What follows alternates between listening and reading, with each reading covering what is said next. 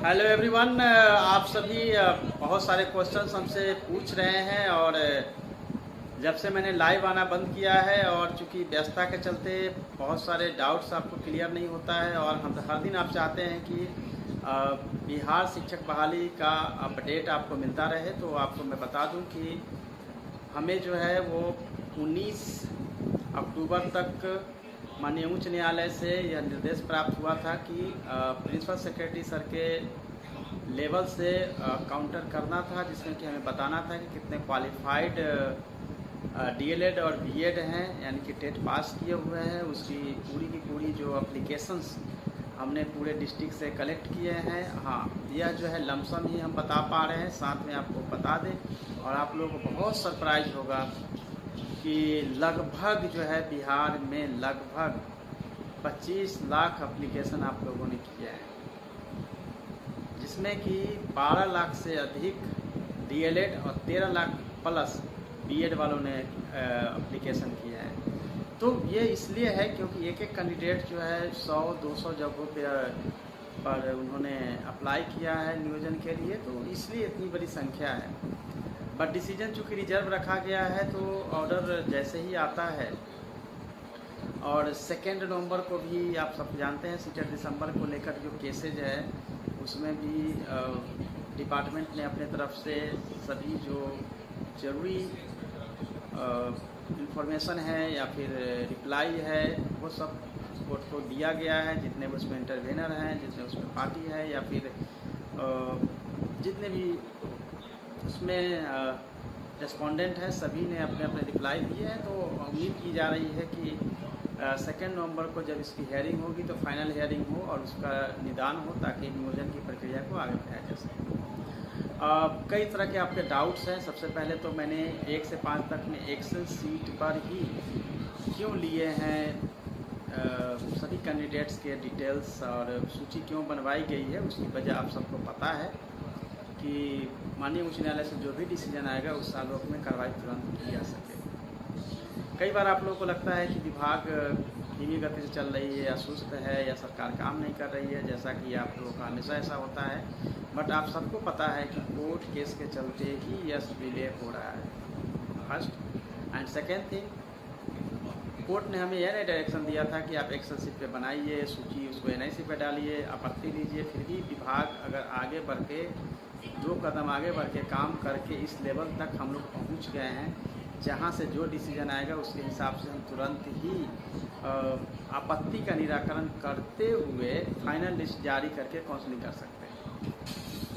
Otherwise ये भी हो सकता था कि हम यह कह सकते हैं कि कोर्ट में पेंडिंग केस है, जब तक डिसीजन नहीं आता है प्राथमिकता के मैटर पे हम आगे नहीं बढ़ेंगे, और जब डिसीजन आएगा तो हम लोग अब सूची बनाना या मेरिट लिस्ट बनाना शुरू करेंगे। लेकिन विभाग ने बहुत आगे जाकर इस लेवल तक पहुंच गई है कि अब आप जो भी डिसीजन आएगा उसके हिसाब से हम लोग बहाली की प्रक्रिया को जल्दी कराने में सक्षम हैं। यह सही है कि सभी नियोजन इकाइयों ने अभी तक जो है वो सूची नहीं किया है। 50% का भी सूची करना और एनआईसी पे डालना है। 31 अक्टूबर तक का लास्ट डेट दिया गया है और साथ ही उनको अंतिम वार्निंग भी दी गई है कि उनको उस समय तक कर देना है।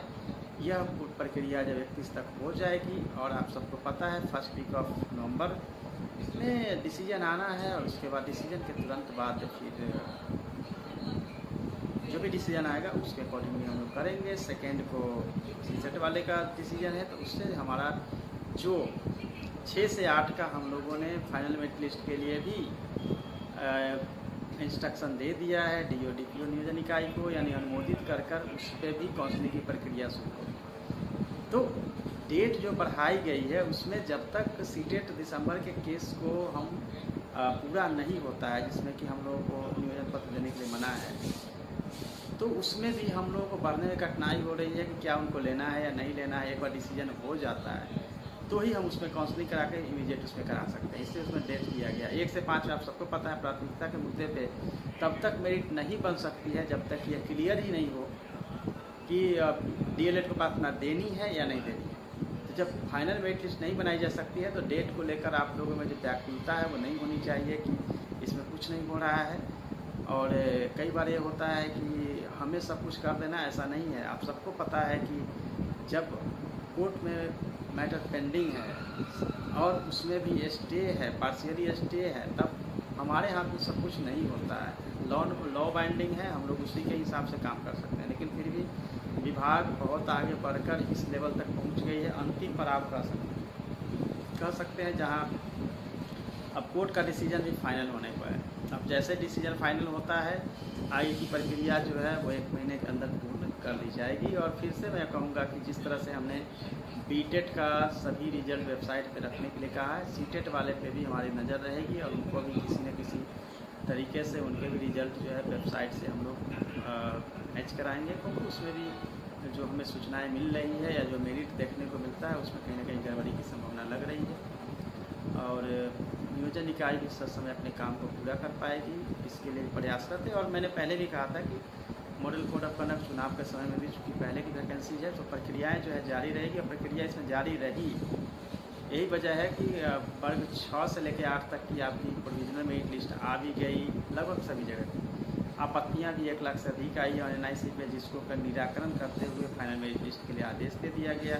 1 से 5 में भी आपके जो है आपत्तियां ऑनलाइन ली जा रही है। हालांकि आप लोगों को दिक्कतें अभी आ रही थी कि SMS पैकेज के ख़त्म होने के चलते OTP नहीं आ रहा था, वो समस्या का निदान कर दिया गया है। आप लोगों को SMS मिलता रहेगा, और चूँकि आप लोगों को समय भी अभी भी आपके पास 15 दिन का समय, जिसमें कि ऑनलाइन आपत्ति दीजिए। और जहाँ भी नियोजन इकाई से नहीं आया है सूची एक्सेल शीट पर, उसको भी हम लोग जो है मॉनिटर कर रहे हैं, और जल्दी ही उस सब अवेलेबल होगा NIC पे, जहाँ आप अपनी ऑनलाइन आपत्ति देंगे। और फिर माननीय उच्च न्यायालय का जो डिसीजन होगा उसके आलोक में आगे की कार्रवाई जो है शीघ्र संपन्न करा दी जाएगी। और यह मैं मान सकता हूँ कि सभी युवा दोस्त जो हैं वो लगभग 1 साल से वेट कर रहे हैं, परेशान हैं, और कई तरह से परेशानियाँ हैं, उसको मैं समझ सकता हूँ। लेकिन फिर भी आप सब जानते हैं कि हमारी जो सीमा है उसके तहत हम लोग काम पे लगे हुए हैं और आगे लगे रहेंगे। अभी आप लोग जो जिन कॉम्पिटिटिव एग्जाम की तैयारी कर रहे हैं उसमें लगिए, अच्छे से तैयारी करिए, और तैयारी के लिए जितनी भी आपको ज़रूरी मार्गदर्शन की जरूरत हो मैं आपको उपलब्ध हूँ, आपको मार्गदर्शन देता रहूँगा।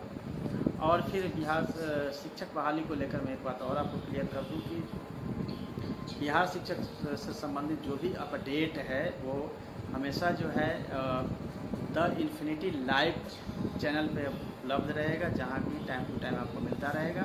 अब बहुत सारे ऐसे यूट्यूब चैनल्स हैं जो कि गलत तरीके से बातों को प्रसारित कर रहे हैं और गलत बातों को रख रहे हैं, कट पेस्ट करके आप लोगों में दिग्भ्रमी पैदा कर रहे हैं, उससे बचें। So the infinity live channel को ही आप सब्सक्राइब कर लें, और ताकि वहाँ से आपको इन्फॉर्मेशन सही मिलती रहे। साथ ही मैं आपको बताऊंगा कि जो ऑफिशियल पेज है उस पर भारत के सभी राज्यों से यूथ जुड़े हुए हैं, और भारत के बाहर के बहुत सारे स्टूडेंट्स हैं जो कि जुड़े हुए हैं मेरे जो पेज है उससे।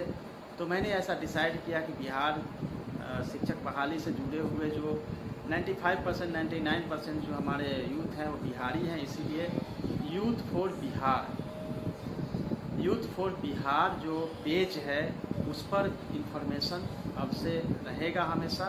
यूथ फॉर बिहार के ही पेज पर आप फॉलो करेंगे, ताकि आपको वहाँ से बिहार शिक्षक नियोजन से संबंधित जितनी भी जानकारियाँ हैं वहाँ से मिलेगी। और फिर यूट्यूब चैनल जो है वो है द इन्फिनिटी लाइव, जहाँ से आपको इन्फॉर्मेशन मिलेगी, तो आप इसको फॉलो करिएगा, क्योंकि नेक्स्ट टाइम से दूसरे जो ऑफिशियल पेज और चैनल्स हैं वहाँ पे बिहार शिक्षक नियोजन से संबंधित जानकारियाँ शायद ना रहे। इसीलिए आप ये 2 जगह पे ही भरोसा करिए, क्योंकि विभाग द्वारा इन दोनों पे ही ये जानकारियाँ या अपडेट जो है उसी पे अवेलेबल होगा। इसीलिए आप लोग उसको फॉलो करिए, वहीं पे रहिए। क्योंकि बाकी जो भी इधर उधर की बातें करते हैं, र्यूमर है, उस पर ध्यान नहीं दीजिए। हमेशा याद रखिए कि जो ऑथेंटिक इन्फॉर्मेशन है वो विभाग द्वारा जारी की जाएगी, उसी को भरोसा रखिए।